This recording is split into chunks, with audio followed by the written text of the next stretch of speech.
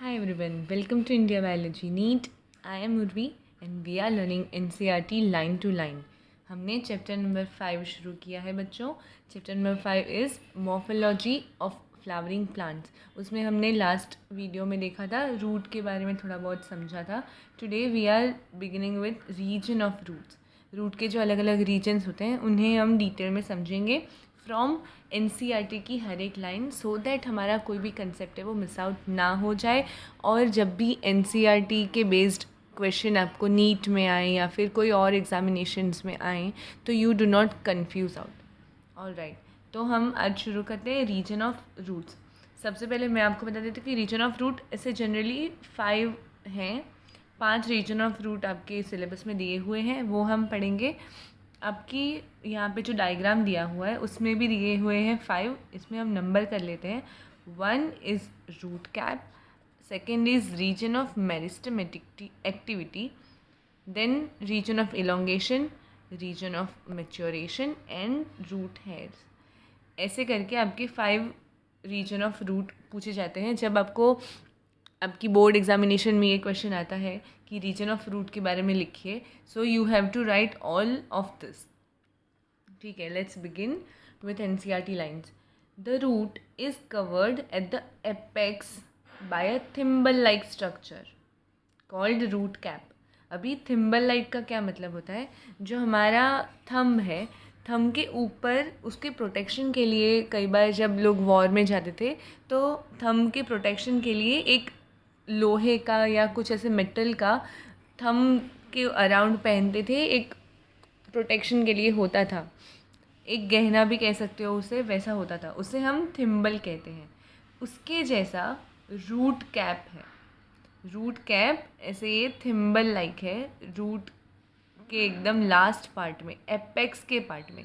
Apex मतलब जो farthest point है, यहाँ पे स्टेम होगा इसके ऊपर, स्टेम से farthest point that is apex, जो ग्रो करता है, जो आगे बढ़ता है, उसे एपेक्स कहते हैं. तो रूट एपेक्स के पास ये रूट कैप है. This root cap is thimble like. और इसका क्या होगा फंक्शन? प्रोटेक्शन. जैसे थिम्बल का प्रोटेक्शन का फंक्शन है, वैसे रूट कैप का भी प्रोटेक्शन का ही फंक्शन है. तो यहाँ पे लिखते हैं it protects the tender apex of the root. Tender होता है एपेक्स क्योंकि ये ताज़ा ताज़ा ग्रो करता है, तो बहुत ऐसे थिक नहीं होता, उसमें इतना ज़्यादा ऐसे टिश्यूज़ नहीं होते कि जिससे वो उसे थिकनेस मिले. बहुत कोमल सा होता है. और ये ऑल्सो ये यहाँ पे जो मिट्टी है उसमें पेनिट्रेट करना है, उसे ज़्यादा से ज़्यादा पेनिट्रेट करना है, सो दैट उसे ज़्यादा मिनरल मिले, ज़्यादा वाटर एब्जॉर्ब हो. तो ये रूट कैप जो है हमारा, वो एपेक्स को प्रोटेक्ट करेगा. अलग अलग अगर कोई मिट्टी है, कड़क सी मिट्टी है, वैसे सब जगह पे उसे प्रोटेक्शन देगा. As it makes its way through the soil. Alright, a few millimetre above the root cap. अभी ये सेकेंड रीजन की बात कर रहे हैं. It is region of meristematic activity. Meristematic activity मतलब बहुत ज़्यादा डेवलपमेंट होना, वहाँ पे बहुत ज़्यादा सेल डिवीजन होता है, उसे मेरिस्टेमेटिक एक्टिविटी कहते हैं. और इस रीजन में ये एक्टिविटी ज़्यादा होती है, that's why it is simply called as region of meristematic activity.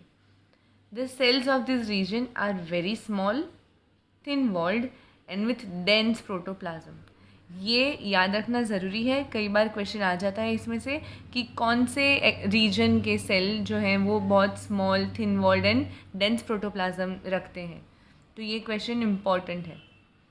पर एक क्वेश्चन आता है कि ये स्मॉल, थिन वॉल्ड ऐसे क्यों है ये वाले सेल? बिकॉज ये सेल जो है वो बहुत ज़्यादा ग्रो करते हैं, बहुत ही रैपिडली उनका डिवीजन होता है.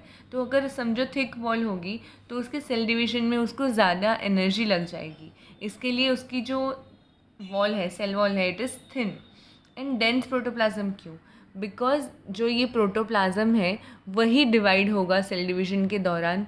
तो अगर वो कम होगा, डेंस नहीं होगा, लाइट होगा, तो अच्छे से दूसरे सेल्स में जो प्रोटोप्लाज्म है वो डिवाइड नहीं हो पाएगा. That's why it is dense protoplasm. जो सेल्स हैं उनमें डेंस, बहुत ज़्यादा प्रोटोप्लाज्म भर भर के होता है, सो दैट उसमें न्यूट्रिएंट्स भी ज़्यादा हो जाए.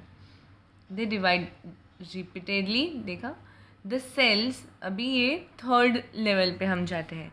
ये वाले जो सेल्स हैं वो बहुत ज़्यादा रैपिडली ग्रो करते हैं, तो ग्रो करके ऐसे नीचे जाते रहेंगे। तो जितना ज़्यादा जाएंगे ये नीचे, तो ऊपर वाले जो सेल हैं वो भी खिंचते चले जाएंगे। इसलिए इस रीजन को रीजन ऑफ इलोंगेशन कहते हैं। यहाँ पे लिखा है the cells proximal to this region undergo rapid elongation. लंबा ही होता जाएगा जैसे यहाँ के सेल ग्रो होते जाएंगे। एंड एनलार्जमेंट, बड़े भी होंगे ये वाले cell. And this region is responsible for growth of root in length. लंबाई में जो बढ़ेगा अपना रूट, उसका ये रिस्पॉन्सिबल है region of elongation. The cells of the elongation zone gradually differentiate and mature. अभी ये वाले जो सेल्स हैं वो धीरे धीरे करके मैच्योर होते हैं और डिफ्रेंशिएट भी होते हैं। तो डिफ्रेंशिएट और मैच्योर होना ज़रूरी है ताकि जो मेन रूट है, जो उसमें से ज़्यादा amount of soil, minerals and water absorb करना है, वो हो सके। इसके लिए इसे डिफ्रेंशिएट होना भी ज़रूरी है। तो ये वाला जो रीजन है, रीजन ऑफ इलोंगेशन के ऊपर का, इस यहाँ पे ज़्यादा से ज़्यादा डिफ्रेंशिएशन और मैच्योरेशन देखने को मिलता है, उसे हम कहते हैं रीजन ऑफ मैच्योरेशन। ये हमारा फोर्थ हो गया। अभी from this region of maturation की बात कर रहे हैं। तो यहाँ के बाद का जो यहाँ के जो एपिडर्मल सेल हैं, वहाँ में से छोटे छोटे ऐसे हेयर लाइक स्ट्रक्चर निकलते हैं जिसे रूट हेयर बोलते हैं। From this region some of the epidermal cell from form a very fine and delicate thread like structures called as root hairs. एकदम पतले से बाल जैसे स्ट्रक्चर्स निकलेंगे from epithelial cell. Epithelial cell में से ही, एपिडर्मल सेल में से ही रूट हेयर्स निकलेंगे। This root hairs absorb water and mineral from soil. ये वाले जो रूट होंगे वही ज़्यादा से ज़्यादा एब्जॉर्प्शन का काम करेंगे। और रूट हेयर क्यों है? क्योंकि ये जो है हमारा सरफेस एरिया बढ़ा देगा। रूट हेयर जितना भी होगा, जितने ज़्यादा रूट हेयर होंगे उतना सरफेस एरिया बढ़ेगा और उतना ज़्यादा सरफेस पे से सॉइल में से वाटर एंड मिनरल एब्जॉर्ब हो पाएंगे। इसकी वजह से रूट हेयर्स ग्रो करते हैं। अभी यहाँ पे आपके न्यू एनसीईआरटी में रूट का वो ख़त्म हो जाता है, लेकिन ओल्ड एनसीईआरटी में there used to be modification of root, एक ऐसा पॉइंट भी होता था जहाँ पे हम पूरा कैसे कैसे मॉडिफिकेशन देखने को मिलते हैं रूट्स में वो जानते थे। पर आपके सिलेबस में नहीं है। क्या पता आपको कोई एग्ज़ाम में, कोई कॉम्पिटिटिव एग्ज़ाम में या फिर नीट में ही गलती से भी एक क्वेश्चन आ जाएगा मॉडिफिकेशन ऑफ रूट का। इसके लिए मैं आपको एक एक्स्ट्रा इन्फॉर्मेशन सी दे रही हूँ कि मॉडिफिकेशन ऑफ रूट कैसे कैसे टाइप के होते हैं। तो जनरली 3 टाइप के मॉडिफिकेशन ऑफ रूट देखने को मिलते हैं। वन इज़ फॉर स्टोरेज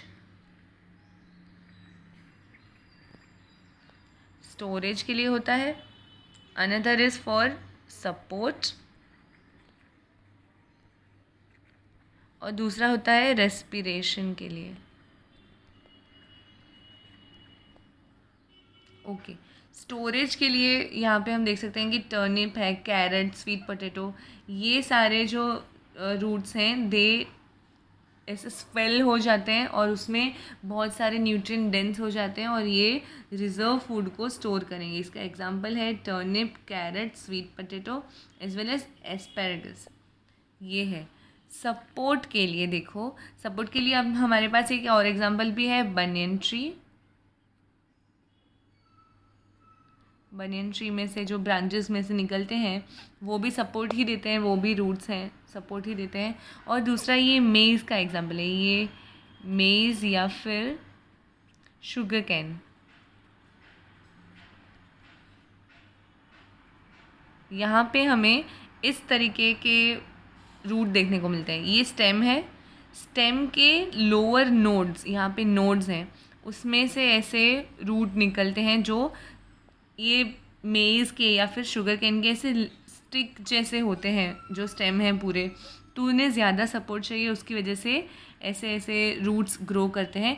इन्हें स्टिल्ट बोलते हैं, स्टिल्ट। ये एक्स्ट्रा इन्फॉर्मेशन ही है तो आप बहुत ज़्यादा टेंशन मत लेना। ये स्टिल्ट रूट बोलते हैं इनको। और बनियन ट्री में जो देखने को मिलते हैं उन्हें हम बोलते हैं प्रॉप रूट्स। ओके, ये एक्स्ट्रा इन्फॉर्मेशन है कम्प्लीटली।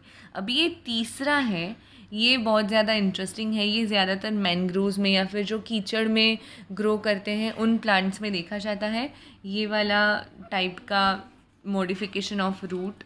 ये यहाँ पे आप पिक्चर देख सकते हो, ये वाला पिक्चर यहाँ पे ये एक हमारा प्लांट है, पर यहाँ से कुछ ऐसे ऐसे निकले हुए हैं। ये कोई अलग से प्लांट्स नहीं है, दिस आर रूट्स, ये रूट ही है। इन्हें कहते हैं न्यूमेटोफोर्स।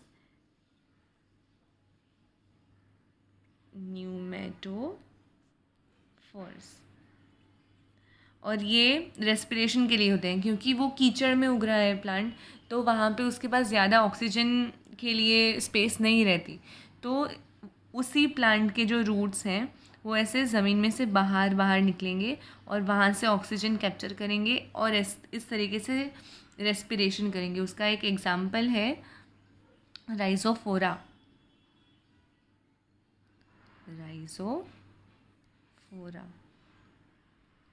ओके, ये पूरा एक्स्ट्रा इन्फॉर्मेशन है, सिर्फ आपको समझने के लिए है। और अगर याद रख सकते हो, आपकी नोट में लिख सकते हो तो आप लिख लो, सो दैट कहीं पे भी वो मिस आउट ना हो जाए, कहीं भूल में भी क्वेश्चन पूछ जाए तो आपको कोई टेंशन ना हो जाए। आई होप यहाँ तक आपको समझ में आ गया होगा।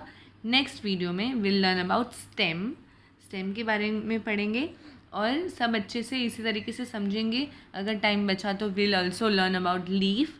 तो स्टेम जो है वहाँ पे भी आपको मॉडिफिकेशन नहीं दिया हुआ है, वो भी हम देख लेंगे एज एक्स्ट्रा इन्फॉर्मेशन। जस्ट हमने जैसे मॉडिफिकेशन ऑफ रूट भी देख लिया। आई होप आपको ये वीडियो अच्छा लगा हो। If yes then please don't forget to like and comment. अच्छा लगा हो ये वीडियो, हमारी सीरीज़ आपको अच्छी लगी हो तो प्लीज़ इस चैनल को सब्सक्राइब भी कर देना, इंडिया बायोलॉजी नीट को। तब तक stay tuned with us. See you in next video. Thank you for learning with us. Bye.